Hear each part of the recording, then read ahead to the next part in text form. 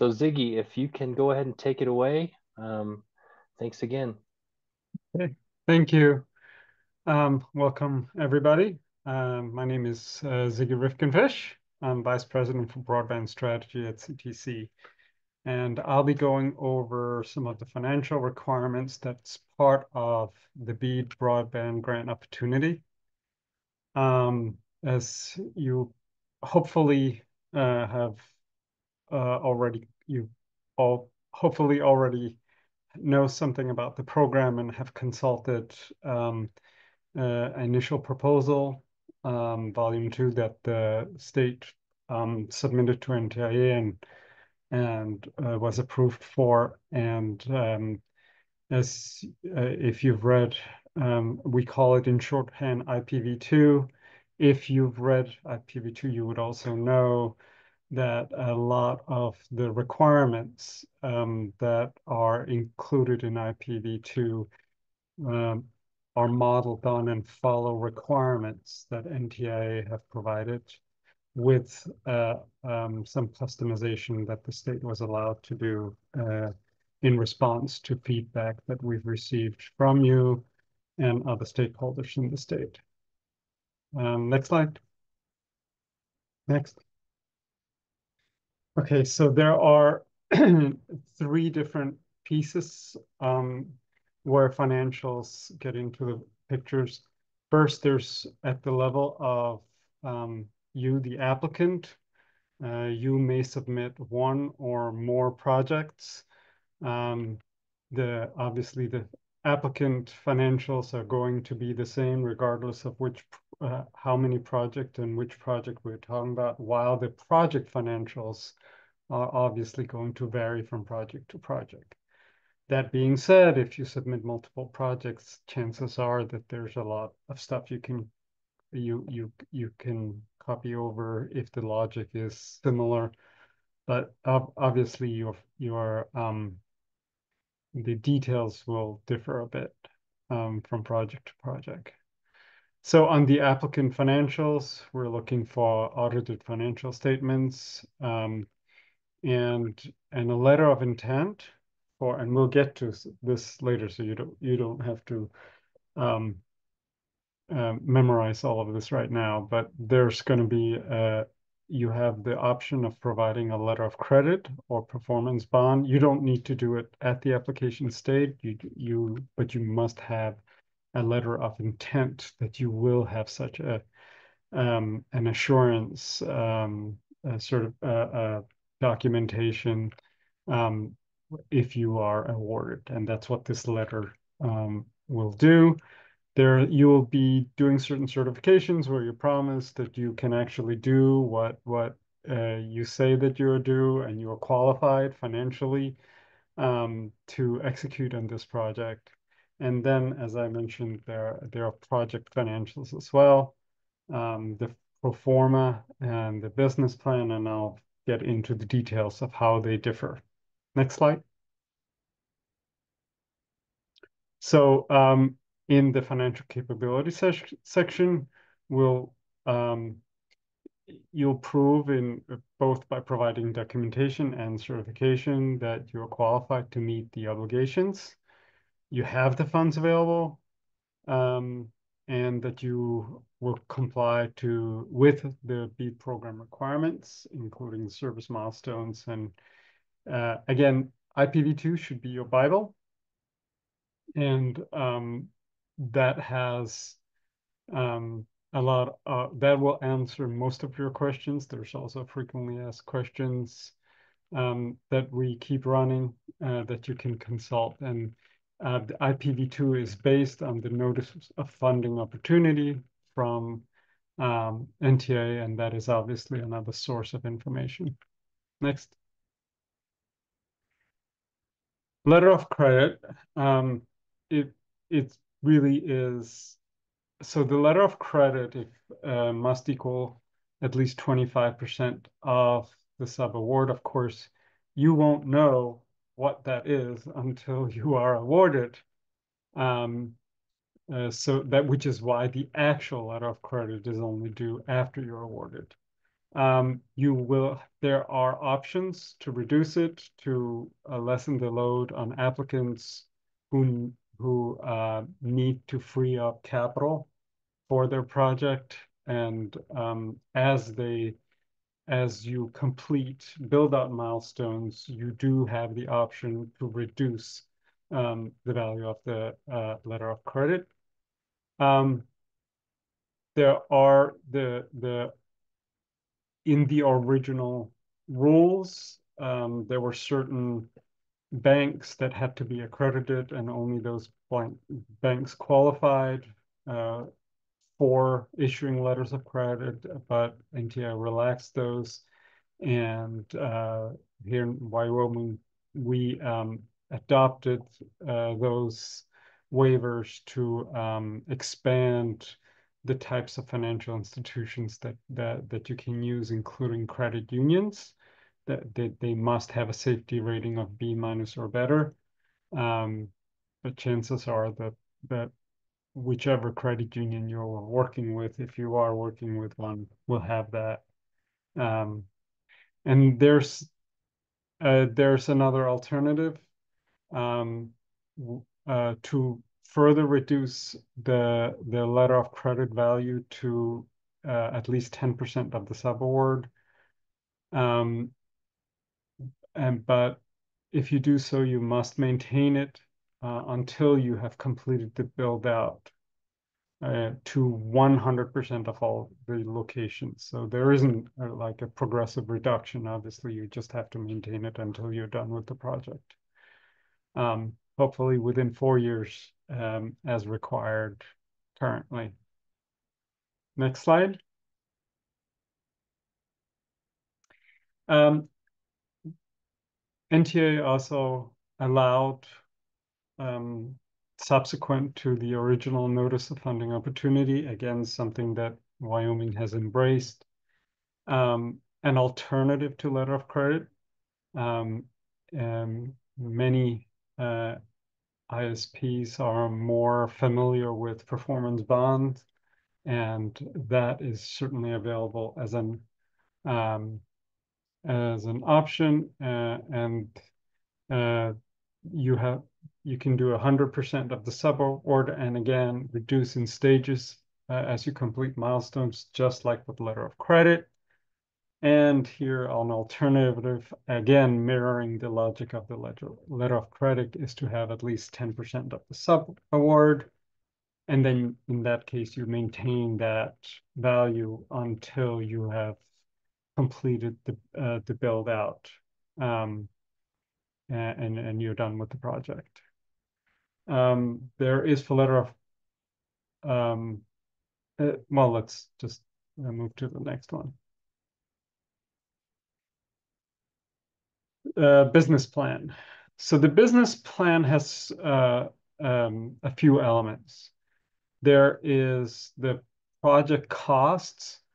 The project cost shows that you know what you're doing and that you build out your estimate of the cost that then, of course, um, also shapes what you say that you need for your funding request and the match that you offer in your proposal. Um, and what we want to make sure is that you know what you're doing, and you can break down the project expenditures into the detailed categories. We have templates for all of this, by the way, and so you're not left trying to guess what it is you're supposed to do here.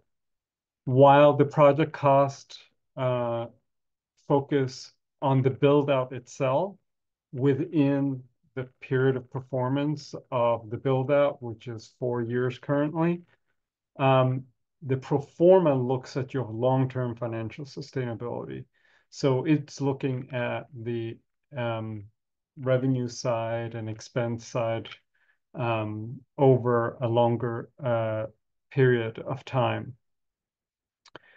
And then finally, there'll be a budget narrative that details some of the assumptions that you had in building out the project costs and the pro forma. Next. So going a little bit closer into the project cost budget, again, we want to see what are the details of your estimated build out cost. It doesn't have to be, we're looking for estimates. We're not looking for um, uh, details down to the cent, unless you have it, of course. But of course, you're going to have you'll be rounding things and you'll be estimating based on your experience and the cost you project, um, since the actual build out will start, a year after this is completed, maybe a little earlier, maybe a little later, but it's not going to be tomorrow. So you have to take that into account. So some of the things, and the template has the cost breakdowns, and I'll go over some of those elements. But one of the things that it also does is it defines those different categories. So if you are completing it, you also know that those costs are in fact eligible, um, as BEAD has requirements for which costs are and which costs are not eligible. So chances are, if they fit into those categories, then they're eligible and you don't have to worry about those things. So it becomes kind of a verification for your benefit to make sure that you're conforming to the requirements and you don't have to read the fine print of the no for PV2.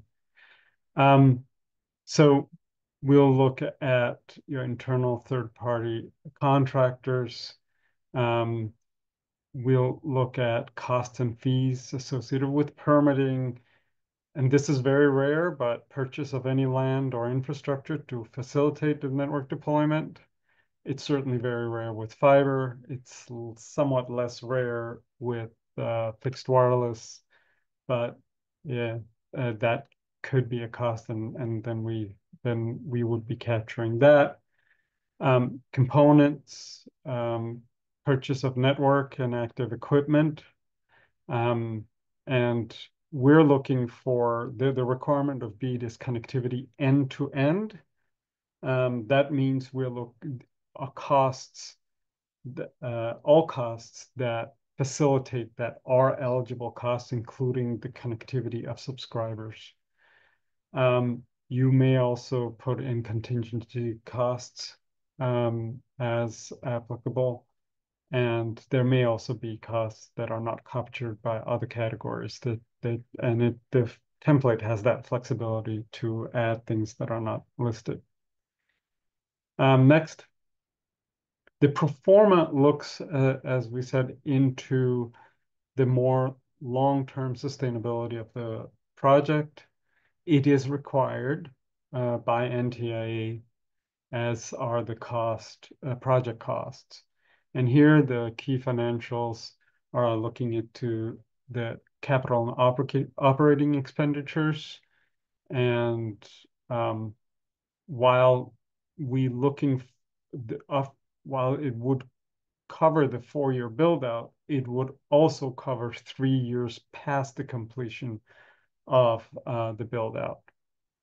You can put more than that if you wish. If, for example, you wish to demonstrate a break even at some point and you feel that that's going to take 5 years, you're more than welcome to put that in. It's not a requirement, but we will need to see at least 3 years past the completion of the project. Next. Um,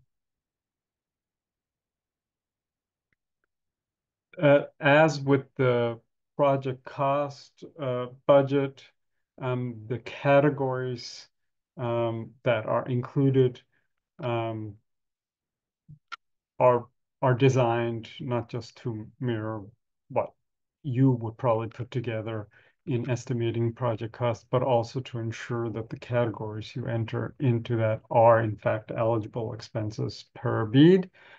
So if you fill out these different categories and put your estimated cost in the right cell, then you know that they are eligible for BEAD. Next. Um, and as you can see here in this example, the physical plant construction, but also the subscriber drop construction. We want to see um, um, all your costs, uh, and we want to see that you are able to get it all the way to the subscriber. The the requirement in terms of NTIA is to, when you are done and you've declared victory for a particular location, um, you would be able to turn that service on within 10 business days. So obviously, if you have to put in a whole new drop, that might not work. Um,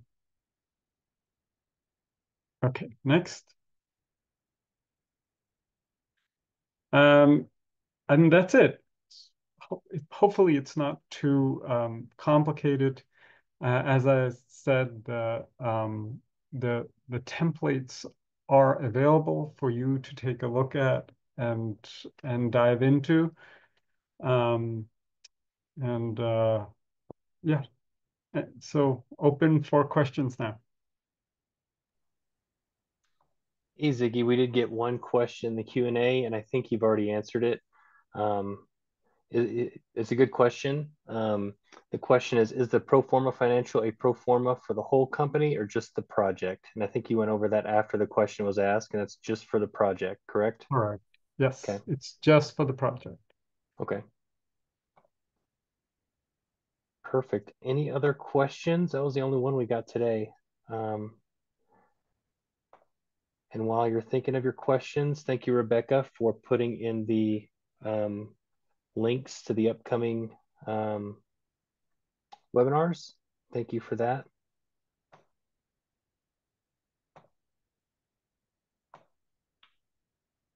So yeah, please take note of the upcoming webinars. Looks like the next one is next Monday. And then the following one after that is November 4th. And this information can also be found on the Wyoming Business Council website.